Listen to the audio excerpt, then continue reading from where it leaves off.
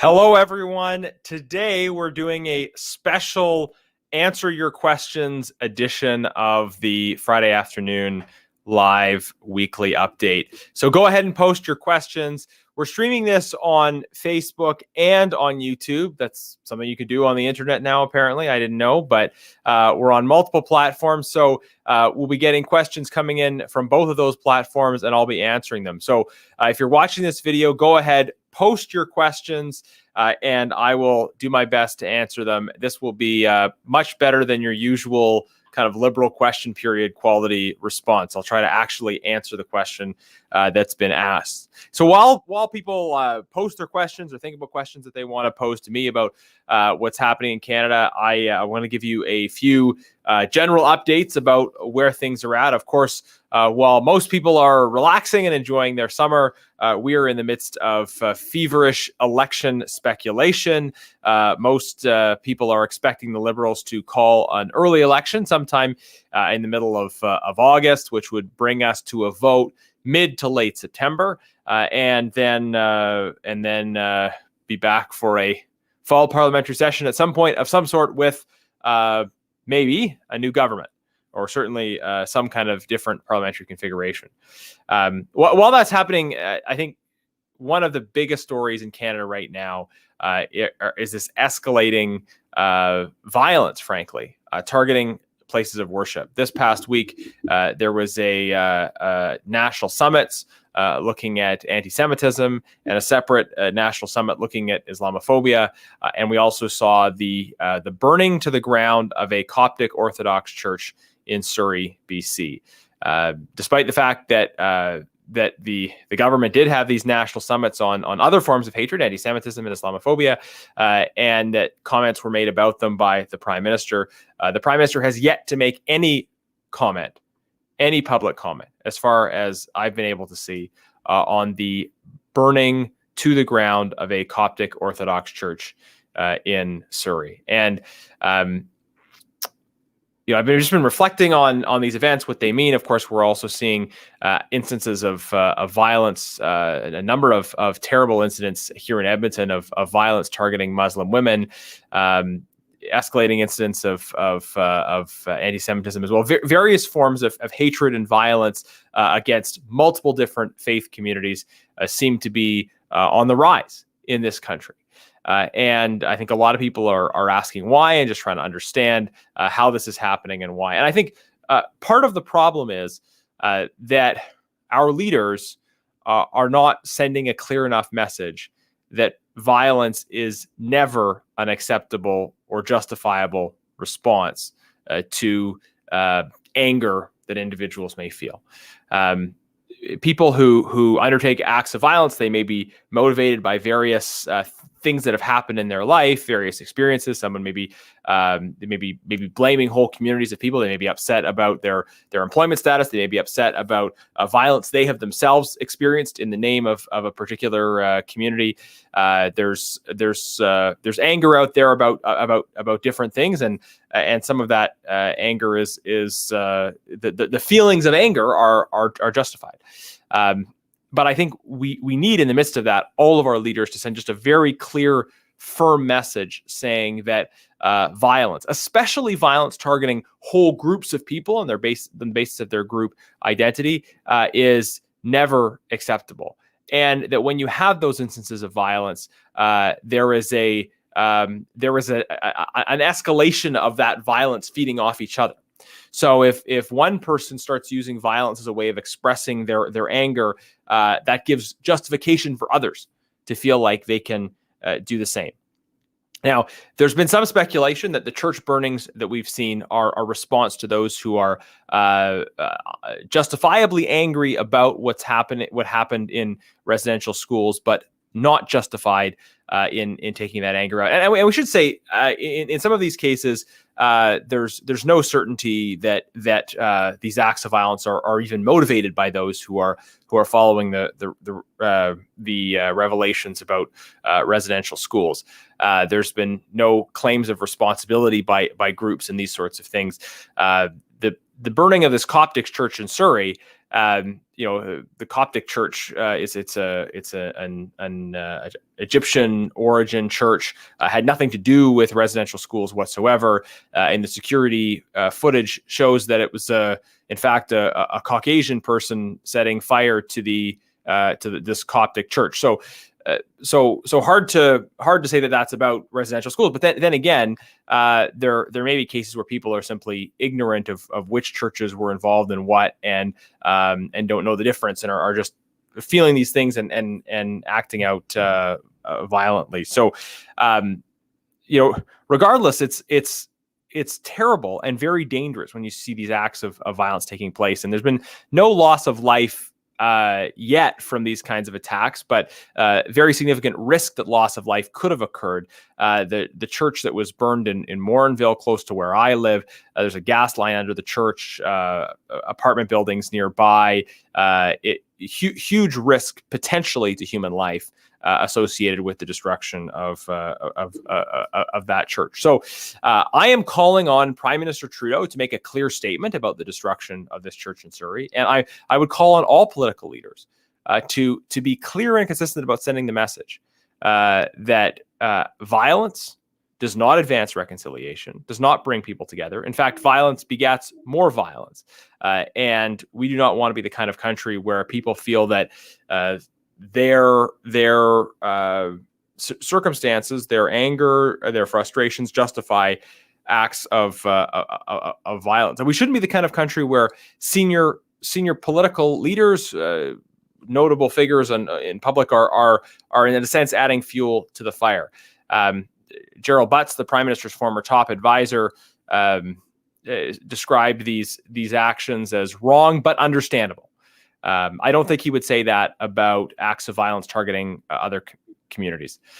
We had the former head of the Civil Liberties Association in BC, very, very incendiary comments saying burn it all down in a tweet. So I think a lot of people are looking at these events and saying this is not the way we're used to resolving issues in Canada.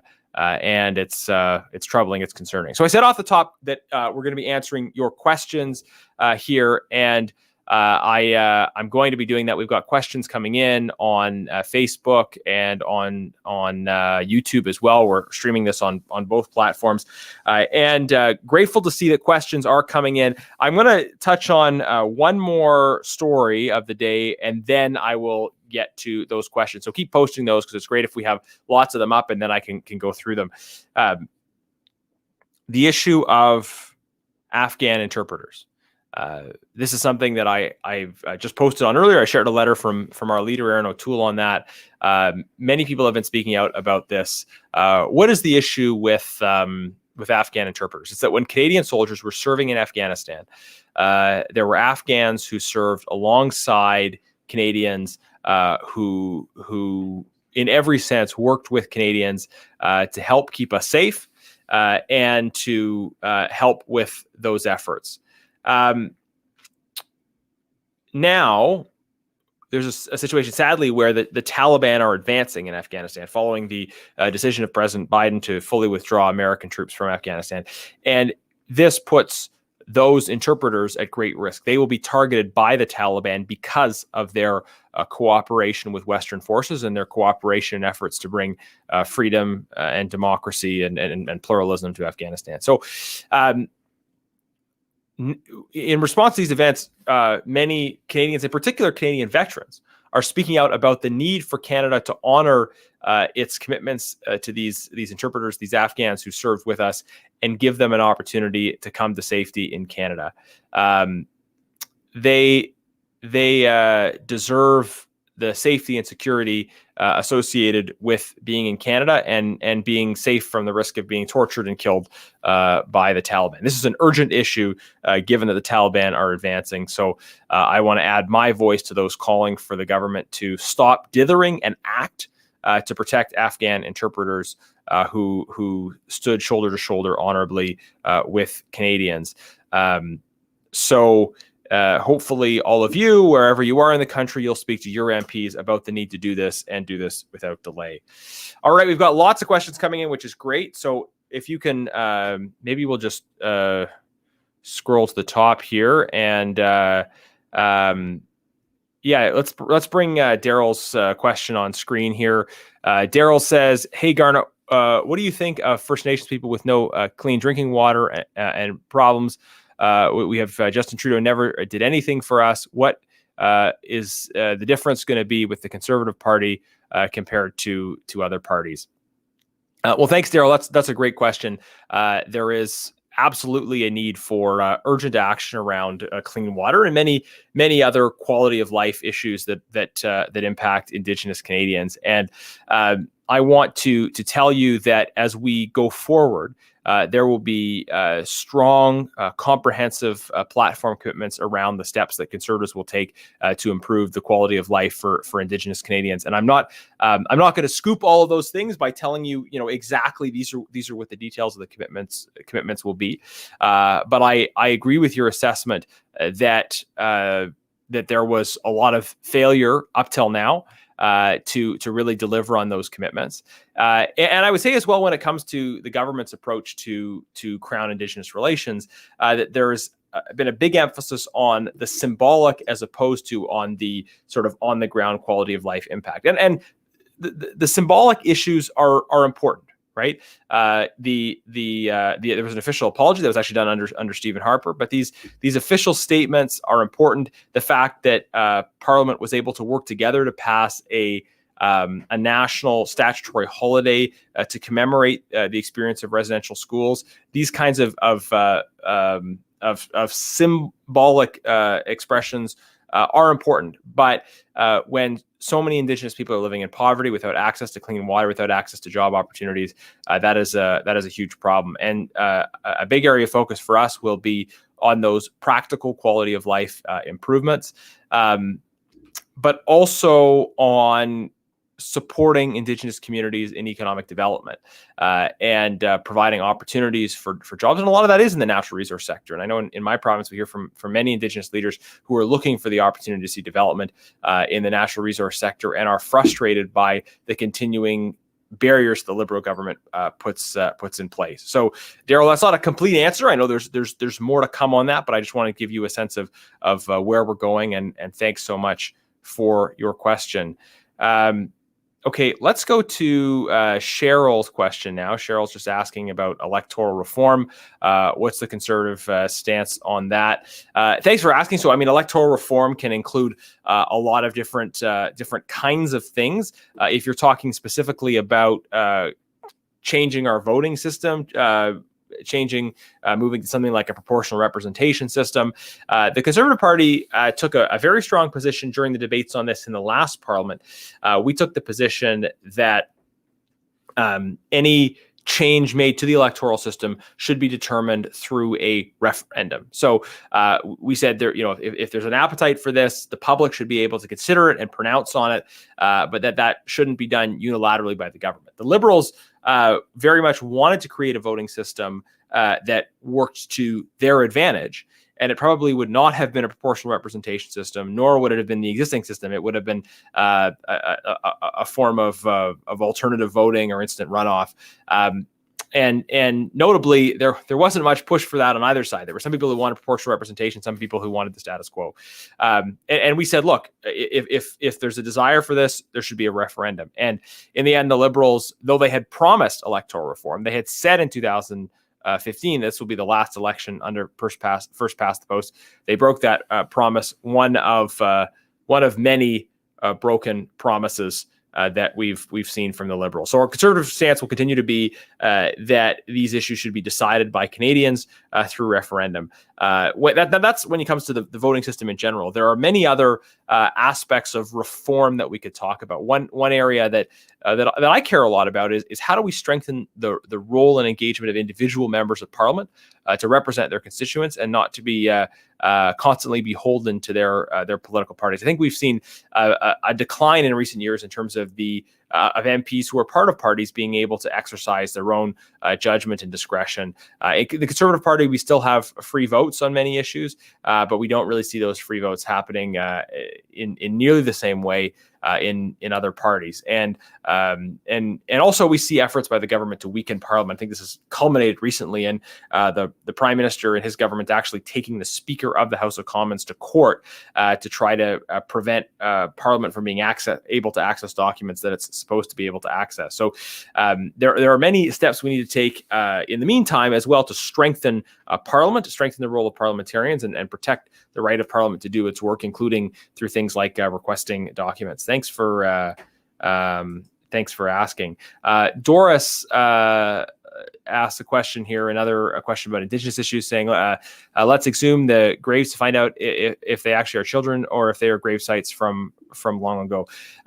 Okay, so Doris, in terms of the bodies found in unmarked graves at residential schools, this was part of the testimony of the Truth and Reconciliation Commission, and I think it's well established that many children who were taken in residential schools did die and were buried on site. And this is obviously terrible on multiple levels. Children should not have been taken away from their parents. They should not have been living in conditions which put their lives and health at significant risk. When children die at school, they should go home to their parents and be buried by their parents. So we know these things happened, and they were deeply wrong. And but what you're calling for in terms of research on this, there were particular calls to action as part of the Truth and Reconciliation Commission that involved the funding and support for the required research, helping Indigenous families often who didn't have the closure to know where their family members ended up to actually have that information. So Conservatives have been calling for the government to move specifically on the calls to action related to this area, and we're going to continue that advocacy. There's so many calls to action from the Truth and Reconciliation Commission that the government has not acted on. Steve asks about the latest scandal with the defense minister. My thoughts on that story, and you can take it off the screen here. It's okay.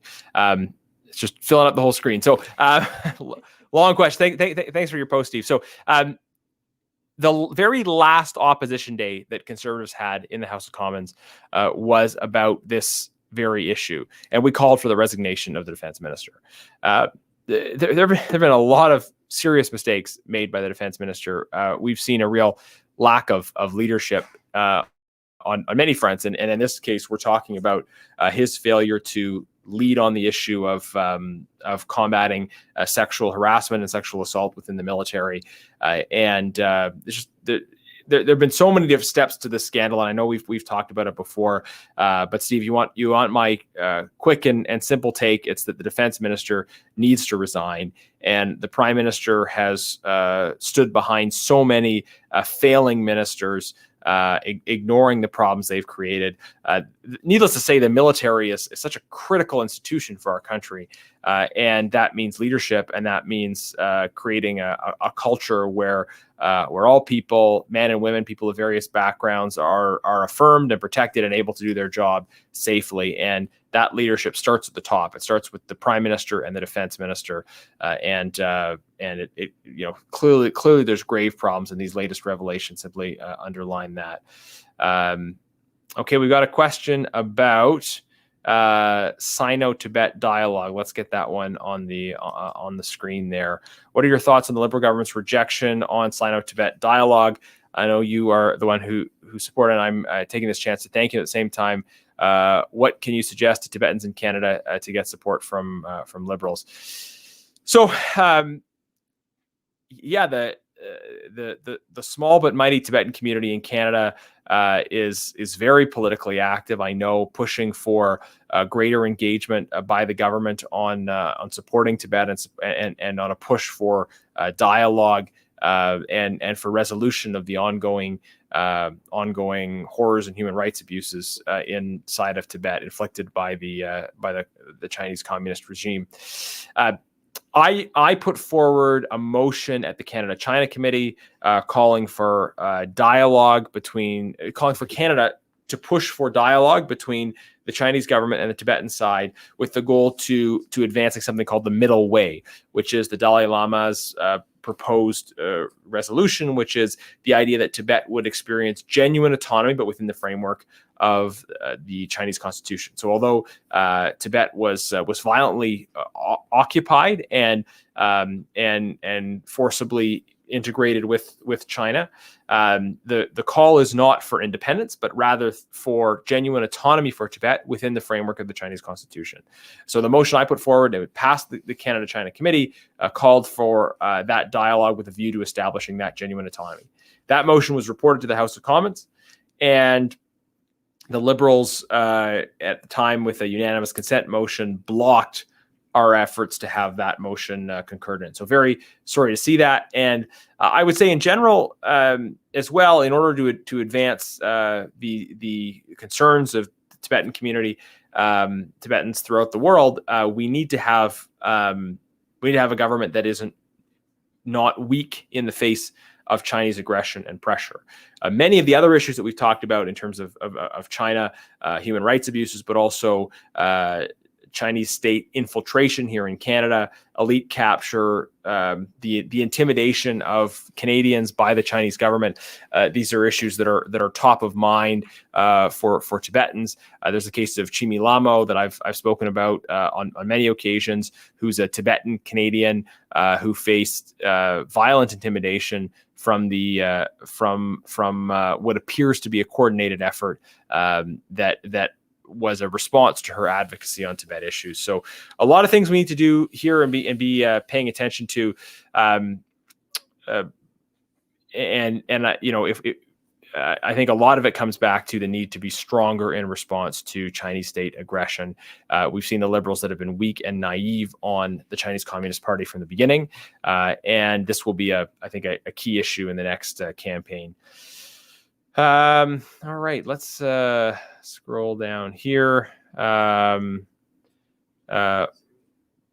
right, so maybe this is a good segue. We'll stay on the China file for a moment. We have Qayyum Masimov, which I'm guessing is that a Uyghur name? Yeah. Okay, Qayyum. Okay, so we go from a question from a Tibetan to a question from someone who I think is Uyghur, who's asking about how much the China conversation will be important in the next election. We'll see. Historically, Canadian elections have generally been debated on domestic issues, but I think there is a growing recognition in Canada. First of all, of just the moral obligation we have to do more on these issues of human rights. Uyghurs are facing an ongoing genocide in China at the hands of the Chinese Communist Party. So I think many Canadians are seeing that and seeing the need for us to respond to that in a serious way, and are disappointed by the fact that the Liberal government has still refused to recognize that genocide, even though the House of Commons has asked it to. The other issue, though, I think in terms of the China file playing out in Canadian politics is national security. A lot of Canadians are increasingly recognizing the threats to their own security that come from Chinese state aggression. The fact that the Chinese state is seeking to expand its influence and control around the world, and that's not just a somewhere out there issue, but that's a security issue that impacts us domestically. And then we're trying to get to the bottom of some of these questions around the origin of COVID-19, whether it was from natural sources or from a lab leak. But COVID-19 brings home as well that what happens overseas, what happens in China, matters to us here. So Qayyum, hard to predict exactly how these issues will play out, but I think more Canadians are paying attention to the particular foreign policy issues around China than I've ever seen people tuning in on foreign affairs issues before. So I think it will be part of the conversation. Let's go back up here to Joel, who's asking, will the Conservatives show that they care about tackling climate change? and we'll do so even when it's challenging at a national level, acknowledging the harms that climate change will have on the poor, especially. So yeah, thanks for that question. This is one policy area where we have already released our policy. There'll be obviously always more things coming out during an election campaign, but Conservatives have released a strong climate change plan that's been independently verified in terms of its impact on reducing greenhouse gas emissions. I can't recall precisely the name of the sort of expert group that did that verification. But our plan is different from the Liberal plan because it is about giving resources back to people in order to invest in climate solutions themselves. So our plan involves a kind of climate change savings account where some of the money you spend when you buy gas or other things would be deducted but given back to you to use on solar panels, bicycles, these kinds of things. So that's a part of the plan. The other piece of the plan, and coming back to the China file, which we were just talking about, is the value of having border adjustments. So right now, if you are producing something in Canada, you pay the carbon tax on it. But if somebody in another country is producing that very same thing and selling it to you, then they are not paying the carbon tax when they produce it. So that's actually an incentive for people to do industrial activity outside of Canada and sell it to Canadians as opposed to doing that work here in Canada. So what we've proposed is border adjustment, so that if we're saying if there's a cost that we're imposing on Canadian businesses around environmental policy, then it's only fair to also impose that cost at the point of importation, at the border. So we're trying to incorporate concern for climate change into our trade policy and not create this artificial advantage for foreign companies over Canadian companies. So that's one example of how to think about the economy and the environment at the same time, saying we want to have an environmental policy that's fair across the board, that imposes the same costs on everyone, instead of creating an advantage for foreign producers over Canadian producers in Canada's own market. So thanks for that question, Joel. All right. Okay. Yeah, let's go. Let's do this one from Patrick. How will the CPC defend Alberta and Canada's energy sector that is unjustly attacked by every party and the media? Great question. This is a top priority for me and for many people in my constituency, defending our energy sector. And right off the bat, Conservatives, if we're in government, will repeal Bill C-48 and Bill C-69, the signature anti-energy bills that the Liberals put in place. We'll work to build pipelines. We'll work to establish the conditions in which investments can be made in this country. And part of that as well is we talked off the top, about the burning down of churches, some of the increasing lawlessness that we've been seeing, and part of that has been lawless acts of so-called protesting, trying to disrupt energy infrastructure. We've had approved projects, and then people engaging in violent protesting, trying to block those projects from going through. So, establishing a climate in which we insist on the protection of the rule of law and we enforce the law in cases even where whether it's an ideological motivation or not. If you're blocking critical infrastructure, if you're trying to physically disrupt projects that have been lawfully approved, then there have to be clear consequences for that. So repealing those Liberal anti-energy bills, as well as establishing support for the rule of law and creating the conditions in which there is certainty for these kinds of investments is important. Let me just say one more thing about Alberta, and this relates less to the energy sector, but fairness for Western provinces. There's been a lot of concern lately about some of the perverse impacts of the transfer programs, the fact that Alberta puts so much money into the country through equalization and is not getting as much money back. And that's why Conservatives have committed to lift the cap on something called the Fiscal Stabilization Program and to make the lifting of that cap retroactive. So effectively, this would be a significant financial injection back into Alberta, and it addresses an existing unfairness in the system, because right now the amount of money that provinces can get to kind of offset radical changes in their revenues is capped. And there's no justification for that cap. So Conservatives are going to lift that cap. Okay, we've been going for about half an hour, so we'll do one more question. I've really enjoyed this Q&A, and thanks to everybody who participated here. So maybe just scroll down here. Let's see if there's someone who maybe who hasn't asked a question yet. All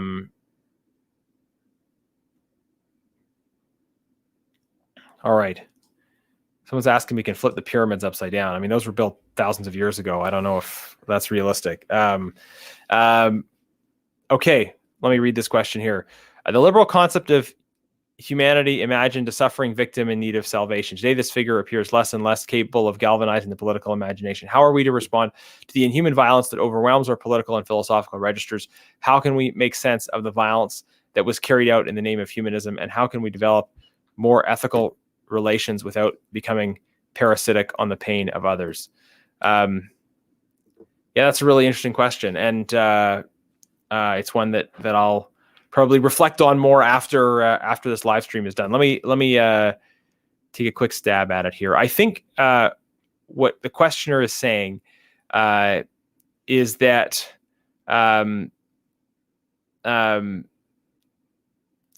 very often the way our sort of politics is progressing, it's that people are trying to justify violence in the name of their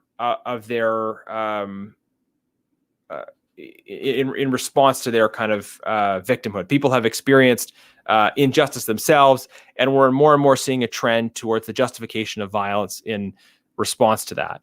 And I think we need to recognize that so many of the great heroes of struggles for justice and liberation, they have done the hard and patient work of using existing legal structures and channels in order to bring about justice. And in cases where they have engaged in civil disobedience, they've done so non-violently, and they have not engaged in activities that increase the cycle of recrimination and violence.